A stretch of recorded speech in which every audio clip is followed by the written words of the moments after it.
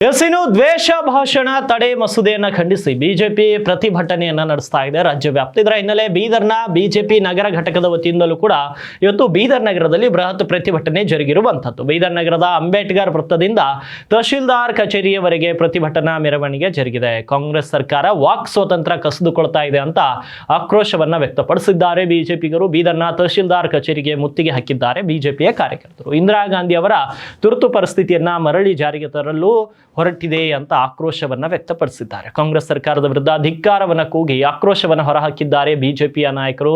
ಜನರ ಬಾಯಿ ಮುಚ್ಚಿಸುವ ಕಾಯ್ದೆಯನ್ನ ನಾವು ಒಪ್ಪುವುದಿಲ್ಲ, ಮಸೂದೆ ಹಿಂಪಡೆಯದಿದ್ರೆ ಉಗ್ರ ಹೋರಾಟವನ್ನ ಮಾಡ್ತೇವೆ ಅಂತ ರಾಜ್ಯ ಸರ್ಕಾರಕ್ಕೆ ಎಚ್ಚರಿಕೆಯನ್ನ ನೀಡಿದ್ದಾರೆ ಬಿಜೆಪಿಗರು.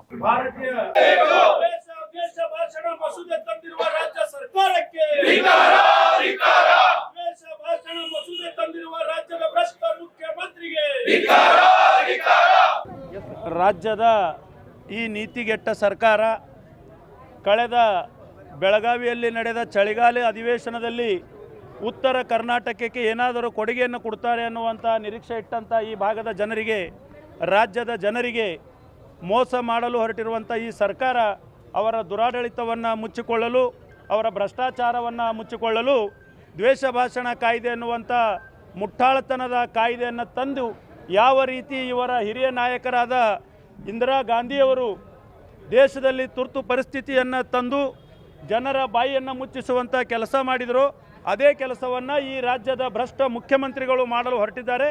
ಇದಕ್ಕೆ ಭಾರತೀಯ ಜನತಾ ಪಕ್ಷ ವಿರೋಧ ಮಾಡ್ತದೆ, ಉಗ್ರವಾದಂಥ ಹೋರಾಟವನ್ನು ಮಾಡ್ತೇವೆ. ಈ ಮಸೂದೆಯನ್ನು ಹಿಂಪಡೆಯಲೇಬೇಕು ಅನ್ನುವಂಥ ಒತ್ತಾಯ ಇವತ್ತು ನಾವು ಮಾಡಿ ರಾಜ್ಯಪಾಲರಿಗೆ ಮನವಿಯನ್ನು ನೀಡಿದೆವು.